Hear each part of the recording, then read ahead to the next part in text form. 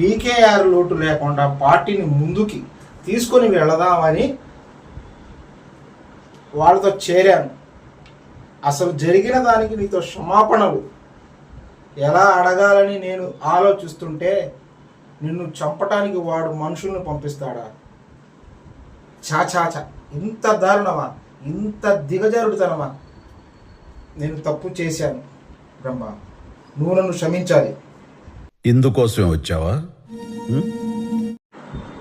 ఇంకా అసలు విషయానికి వస్తే మన పార్టీ బాగుండాలి అంటే రెండు దారులు.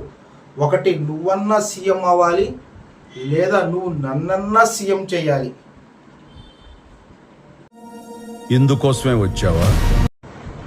కాదు బ్రహ్మ,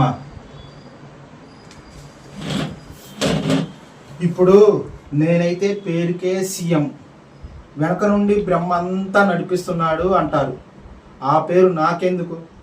పదవి నీకు అవసరం, లేకపోయినా ఆ పదవికి నువ్వు అవసరం. కర్త కర్మ క్రియ అంతా నువ్వే అని చెబుదామని వచ్చా. ఇందుకోసమే వచ్చావా? సరే బ్రహ్మ, ఒప్పుకుంటాను. ఇదంతా చేస్తున్నది, ఇక్కడికి వచ్చినది నా స్వార్థం కోసమే. నా స్వార్థం కోసమే వచ్చాను, సరేనా? మన పీకేఆర్ గారితో ఉండి ఉండి గెలుపు కోసం అలవాటు పడి ఆ పదవి ఒక వ్యసనంగా మారిపోయినది నాకు. దాంట్లో తప్పేముంది? ఇప్పుడు చెరువులో చేపల ఆకలి కోసం నాసిరకం తింటాయి అంటారు. ఏదైతే ఏముంది, ఆ మురికి క్లీన్ అవుతుంది కదా. ఆ చేపలు నేనే అనుకో, నా ఆకలి కోసం తిన్నా. మన జన జాగృతి పార్టీ ప్రక్షాళన అవుతుంది కదా. అసలు ఆ కళ్ళు చూస్తే నిజం చెప్పకుండా ఉండలేకపోతున్నా. నువ్వు సీఎం అవుతానని ఊహను 100 మంది ఎమ్మెల్యేలని ఎలా ఆడించాలో నేను చెప్తాను.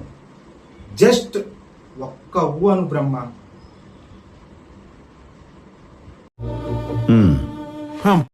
అమ్మయ్యా, ఇది ఒక్క ఊ చాలు నాకు.